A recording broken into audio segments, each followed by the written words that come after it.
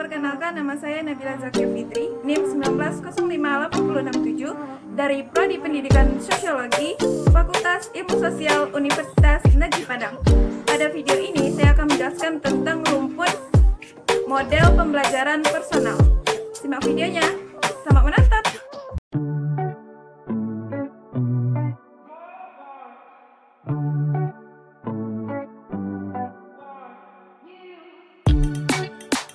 Definisi model pembelajaran personal. Model pembelajaran personal adalah model pembelajaran yang bertitik tolak dari teori belajar humanistik. Model pembelajaran ini berorientasi terhadap pengembangan diri individu. Perhatian utamanya pada emosional siswa untuk mengembangkan hubungan yang produktif dengan lingkungannya. Model ini menjadikan pribadi siswa yang mampu membentuk hubungan harmonis serta mampu memproses informasi secara efektif. Menurut teori ini, guru harus berupaya menciptakan lingkungan belajar yang kondusif agar siswa merasa bebas dalam belajar dan mengembangkan potensi dan minat bakatnya, baik potensi emosional maupun intelektual. Tujuan model pembelajaran personal. Model pembelajaran personal memiliki beberapa tujuan. Yang pertama, menuntun siswa untuk memiliki kekuatan mental yang lebih baik dan kesehatan emosi yang lebih memadai dengan cara mengembangkan kepercayaan diri dan perasaan realistis serta menumbuhkan empati pada orang lain. Kedua, meningkatkan proporsi pendidikan yang berasal dari kebutuhan dan aspirasi siswa sendiri, melibatkan semua siswa dalam proses menentukan apa yang akan dikerjakannya atau bagaimana cara ia mempelajarinya. Yang ketiga, mengembangkan jenis-jenis pemikiran kualitatif tertentu seperti kreativitas dan ekspresi pribadi. Prinsip model pembelajaran personal. Yang pertama, pembelajaran berpusat kepada siswa. Siswa diberikan kebebasan berkreativitas mencapai tujuan pembelajarannya. Bahkan dalam teori model pembelajaran humanis murni, tujuan pembelajaran tidak dinyatakan dan disamakan. Semua siswa diberikan kebebasan menentukan tujuan yang diinginkannya. Yang kedua, pembelajaran berfokus pada pengembangan mental belajar dan penajaman kreativitas siswa.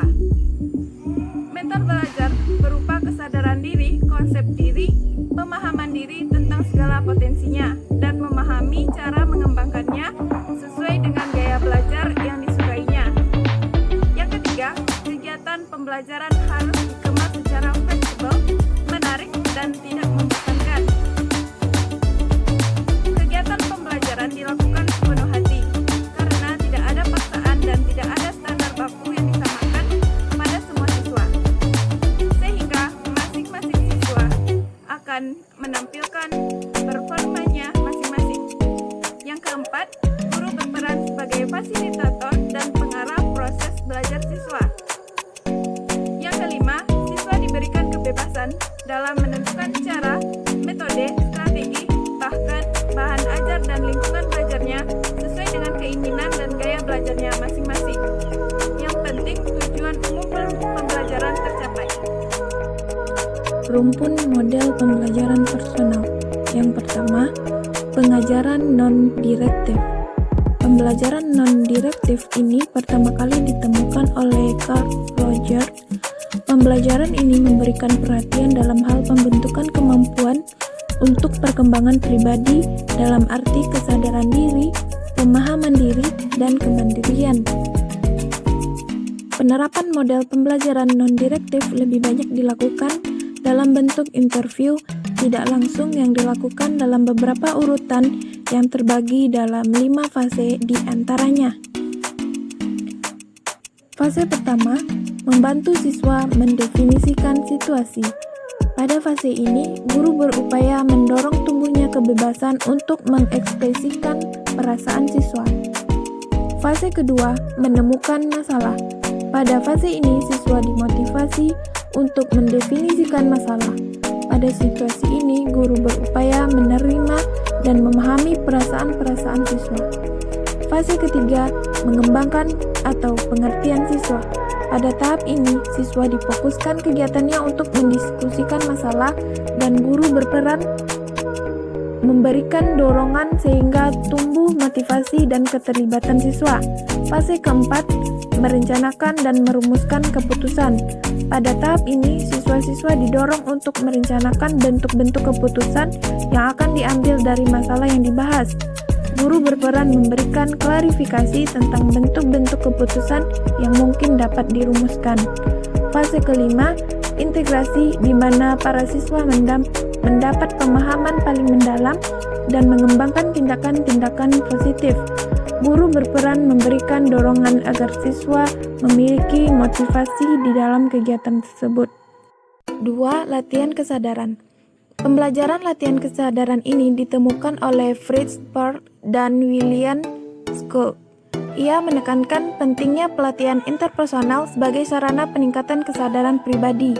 Menjelaskan ada 4 tipe perkembangan yang dibutuhkan untuk merealisasikan potensi diri secara utuh, yaitu yang pertama, fungsi tubuh, yang kedua, fungsi personal, termasuk di dalamnya akuisisi pengetahuan dan pengalaman, kemampuan berpikir logis dan kreatif, serta integrasi intelektual.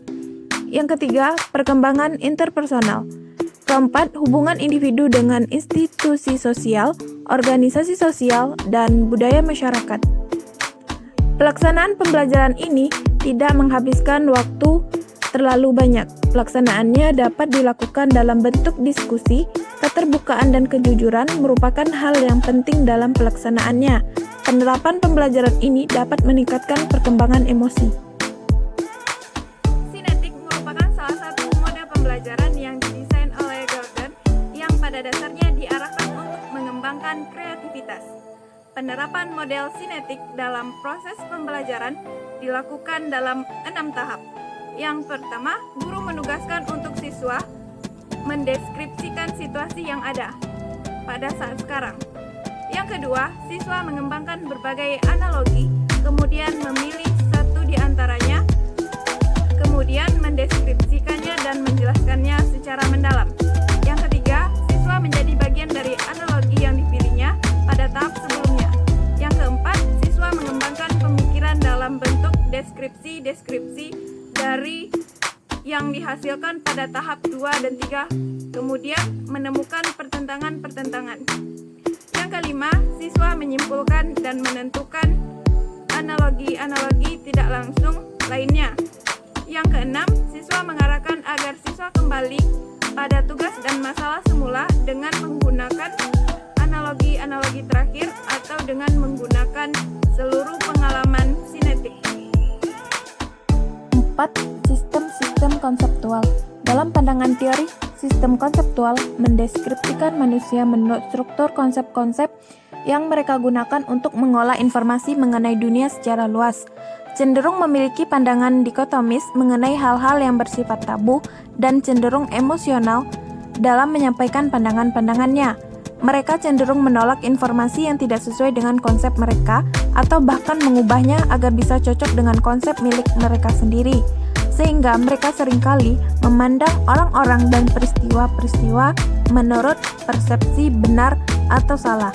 Sedangkan konsep yang telah ada pada umumnya memang telah dilestarikan.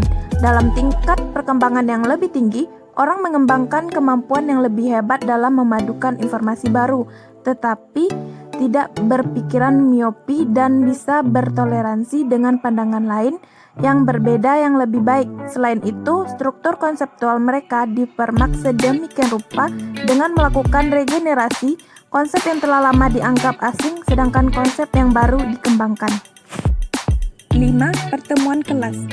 Pelopor pembelajaran ini adalah William Glasser. Glasser mengadopsi model konseling untuk merancang model ini dengan maksud membantu para pelajar memikul tanggung jawab atas perilakunya dan tanggung jawab untuk lingkungan sosialnya, sehingga dapat digunakan dalam lingkungan kelas.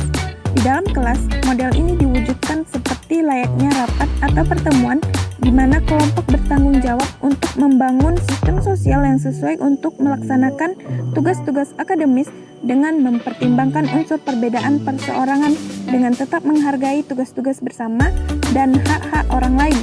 Pembelajaran pertemuan kelas memiliki 6 tahap pelaksanaannya, yaitu yang pertama, menciptakan suasana kelas yang kondusif. Yang kedua, pencapaian pribadi. Keempat, mengidentifikasi alternatif tindakan solusi. Yang kelima, membuat komitmen. Yang keenam, merencanakan tindak lanjut tindakan.